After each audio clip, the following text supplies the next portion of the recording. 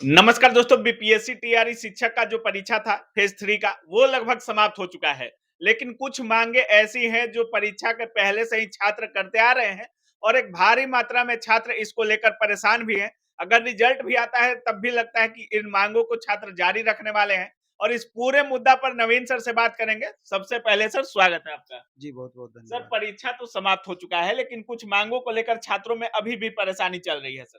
कोई भी वीडियो डालिए, कमेंट में वही सब चीजें लिखते हैं सर। जैसे डोमिसाइल हो गया, एज हो गया, अटेम्प्ट हो गया, इन सारी चीजों को लेकर काफी परेशान रहते हैं सर। क्या कुछ बोलिएगा? जैसे कुल मिलाकर के 7-8 ऐसे मुद्दे हैं, हम्म। जो कि फाइनली इस एग्ज़ाम में शामिल स्टूडेंट लगभग 15 से 20 हज़ार स्टूडेंट के भविष्य तय करेगा। ये 15 से 20 हजार। हाँ, ये ऐसे मुद्दे हैं। हम्म। तो इस मुद्दे पर ध्यान आकृष्ट करना भी ज़रूरी है। सरकार का भी ध्यान आकृष्ट करना ज़रूरी है। बीपीएससी या शिक्षा विभाग का भी ध्यान आकृष्ट करना बेहद ज़रूरी बिल्कुल है। बिल्कुल। और स्टूडेंट का ये बिल्कुल जायज़ माँग है, जो कि लगातार टीआरई 1 से ही करते आ रहे हैं। उसमें सबसे पहला माँग है 1 कैंडिडेट 1 रिज़ल्ट का। आप यूँ समझिए कि एक स्टूडेंट बीएड अथवा डीएलएड कर रखे होते हैं। डीएलएड वाले अभ्यर्थी 1 टू 5 और 6 टू 8 में भाग लेते हैं। जो बीएड के अभ्यर्थी हैं, जिनके पास क्वालिफ़िकेशन है, वो 6 टू 8 भी देते हैं, 9-10th 9 10 भी देते हैं, 11 11th-12th भी देते हैं और कल्याण विभाग से निकली हुई वैकेंसी में भी भाग लेते हैं। तो पता चलता है कि कुछ ऐसे स्टूडेंट हैं, चारों जगह उनका सिलेक्शन होता है। तो सवाल है कि जॉइन एक जगह करेंगे, बाकी 3 सीटें वैकेंट रहेंगी। और इस बार आप देखे होंगे ओवरऑल बीपीएससी का ही डेटा आप देखे होंगे, लगभग साढ़े 5 लाख प्लस अभ्यर्थी फॉर्म भरे हैं, जिसमें कि लगभग 1 लाख प्लस मल्टीपल कैंडिडेट हैं, जो कि 1 से अधिक पोस्ट के लिए फॉर्म भरे हैं, 1 लाख प्लस है। प्लस हैं। अब सवाल ये उठता है कि ऐसी परिस्थिति में वेटिंग रिजल्ट का बीपीएससी क्यों नहीं प्रावधान करती है? आखिर जिनका मार्क्स बराबर हो गया, 1 मार्क्स या 2 मार्क्स कम आ रहा है और उतनी-उतनी सीटें वैकेंट रह जाती है मल्टीपल कैंडिडेट के कारण, तो आखिर उन सीटों पर इन्हीं टीआरई 3 के ही अभ्यर्थी का अधिकार होना चाहिए, ना कि ये सीटें बचा करके अगली वैकेंसी में ऐड कर दिया जाए। ये बड़ा-सा बिल्कुल मुद्दा है। बिल्कुल, बड़ा मुद्दा है सर। दूसरा सबसे बड़ा मुद्दा है कि वेरिफिकेशन पॉलिसी आप क्या करते हैं, जैसे कि सब एग्ज़ाम से अलग आप वेरिफिकेशन पॉलिसी अपना रखे हैं। पहले आप कहते हैं कि डॉक्यूमेंट्स अपलोड कर दो, फिर कहते हैं कि बाद में कि डॉक्यूमेंट्स डाउनलोड करो, उसपे वाटरमार्क आ जाएगा।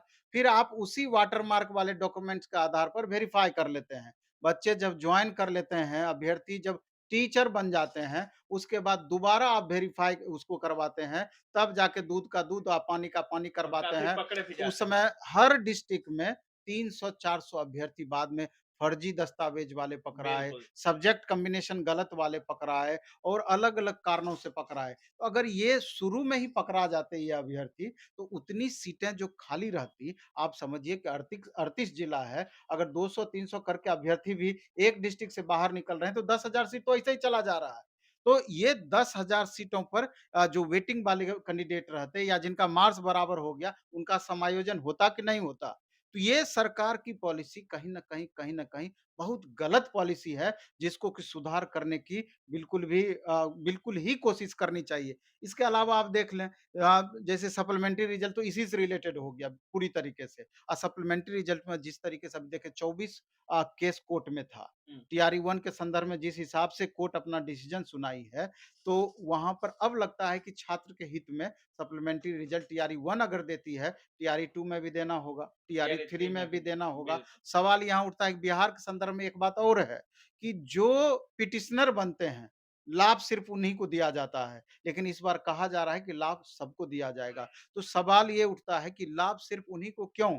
जो आर्थिक रूप से कमज़ोर हैं, जो आर्थिक रूप से सक्षम नहीं है, पिटिशनर जो नहीं बन सकते हैं, क्या उनको इसका लाभ नहीं मिलना चाहिए? जबकि आपका माँग सेम सेम है, जायज़ सेम है। जायज़ है। तो ये बातें हैं। इसके अलावा आप देखेंगे कि ऐज रिलैक्सेशन बिल्कुल सर। आप पीछे 7 साल आप कोई वैकेंसी बिहार में नहीं दिए। इस बीच में ऐज तो आपका बचा हुआ नहीं रहता, ऐज तो लगातार बढ़ते रहता है। उन्हीं बातों को ध्यान में रख कर के आपने टीआरई 1 में 10 साल का ऐज का ग्रेस दिया। टीआरई 2 में भी 10 साल के एज का ग्रेस दिया। अचानक टीआरई 3 में आप एज का ग्रेस देना बंद कर दिए। कोर्ट डिसीजन दे दी जो 21 कैंडिडेट पिटिशनर बने थे कि इनको स्पेशल एग्ज़ाम कराया जाए। फिर भी शिक्षा विभाग इसको मना कर दी, यूपीएससी मना कर दी। उस 21 कैंडिडेट को अलग से एग्ज़ाम नहीं लिया गया। तो सिर्फ़ उन्हीं 21 कैंडिडेट को क्यों? हज़ारों हजार वैसे अभ्यर्थी बिल्कुल, हैं, बहुत सारे उसका हैं। लाभ उनको मिलना चाहिए, ये वाजिब हक है। और चौथा सबसे मुख्य मुद्दा ये है कि अटेम्प्ट। अटेम्प्ट वाली बात। 3 अटेम्प्ट क्यों?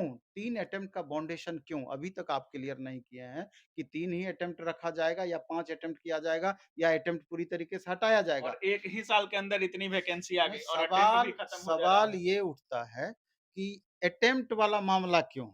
जब आप सीटेट ले रहे हैं, बीटेट ले रहे हैं, बच्चे एसटेट दे रहे हैं, बीएड कर रहे हैं, डीएलएड कर रहे हैं, जब तब जाकर के आप टीआरई का एग्ज़ाम इतना टफ एग्ज़ाम ले रहे हैं, तब इसके बाद अटेम्प्ट का फाउंडेशन क्यों? जो मेरिटोरियस हैं, वो जाएँगे, उनका सिलेक्शन होगा और जो मेरिटोरियस नहीं है या मेरिट से जो बाहर होंगे, वो बाहर रहेंगे। इसमें अटेम्प्ट का फाउंडेशन क्यों? बिल्कुल, अगर बिल्कुल। ठीक है, फिर भी अगर सभी राज्य से परे आप नया नियम बनाएँ, इस अटेम्प्ट को और बढ़ाया जाए। पिछला 7 साल आपने वैकेंसी दिया नहीं दिया है और 1 साल में आप ये चौथी बार वैकेंसी दे रहे हैं। यानी कि 3 बार जो अभ्यर्थी एग्ज़ाम में बैठ गए, उनका करियर समाप्त बिहार से। या रिफॉर्म में नहीं बैठेंगे नहीं फिर? बैठेंगे वो। ये बड़ा-सा मुद्दा है, इनको संज्ञान में लेना ही लेना होगा। चाहिए। बिल्कुल, इसके बिल्कुल। अलावा भी फर्जी दस्तावेज वाला मुद्दा है। इसके अलावा आप देखेंगे स्पेशल रिज़र्वेशन वाला मुद्दा। ये एक अदर स्टेट का भी मुद्दा है सर, जो उसी बिहार के छात्र काफ़ी माँग करते हैं। इसी पर हम आ रहे थे। स्पेशल रिज़र्वेशन कहने का मेरा आशय यही है कि पिछली बार आप देखे होंगे टीआरई 2 में क्या हुआ कि मेल कैंडिडेट, फीमेल कैंडिडेट दोनों का कट ऑफ बराबर कई सारे सब्जेक्ट में हुआ। जब आप टीजीटी, पीजीटी के लिए 35% का स्पेशल रिज़र्वेशन दिए हैं, पीआरटी और 6 टू 8 के लिए 50% का स्पेशल रिज़र्वेशन दिए हैं, तो दोनों का कट ऑफ कैसे बराबर हो सकता है? पहली बात। विकलांग कैंडिडेट के संदर्भ में भी यही बातें हैं कि और कई सारे सब्जेक्ट में पिछली बार देखा गया कि आप मिनिमम क्वालिफाइंग मार्क्स जैसे तय किए हुए हैं। स्टूडेंट क्वालीफाई भी कर गए और उस सब्जेक्ट में हज़ारों सीट खाली कैसे रह गया? या सीट कैसे खाली रह गया जब बच्चे क्वालीफाई कर रहे हैं? तो इसका भी तो जवाब देना चाहिए आयोग को कि ये कारण रहा जिसके कारण से सीट वैकेंट रह गया। यानी कि आप जानबूझ करके सीट को वैकेंट रख करके अगली वैकेंसी में इसको ऐड और करने हर का बार ये पॉल किया जा रहा हर है। बार किया जा रहा है, ऐसा आपने पॉलिसी बना रखा है। ये कहाँ तक न्यायोचित है? सवाल तो बहुत सारे हैं, जवाब उनके पास सीमित है। उनको हर सवाल का जवाब देना चाहिए। आपको क्लियर करना चाहिए कि अदर स्टेट के स्टूडेंट टीआरई 2 में कितने पास किए हैं, टीआरई 1 में कितने पास किए हैं, बिहार के बच्चे कितने और पास किए आरक्षण हैं किस पर आधारित है, और क्या चले? आरक्षण में किस तरीके से रूल को फॉलो किया गया है? क्या आपने जो रूल बनाया है कि अदर स्टेट के मेल हो या फीमेल हो, वो जनरल कैटेगरी के अंतर्गत ही फाइट करेंगे, क्या आपने पूरी तरीके से उसको फॉलो किया है? बिल्कुल, तो बिल्कुल। ओवरऑल टोटल आंकड़ा सरकार को देना चाहिए, जिससे कि सारे छात्र यानी कि सारे छात्र संतुष्ट रह पाएँ आपके इस पॉलिसी से। चलिए, बहुत-बहुत धन्यवाद सर। धन्यवाद आपका। तो बाकी आप सुन रहे हैं नवीन सर का साफ कहना है कि इन माँगों के से लगभग 7 से 8 ऐसी माँगे हैं, जिससे लगभग 20,000 छात्र प्रभावित हो रहे हैं और वैकेंसी में सीट वैकेंट रह जा रही है और उसी सीट को अगले वैकेंसी में ऐड कर दिया जा रहा है।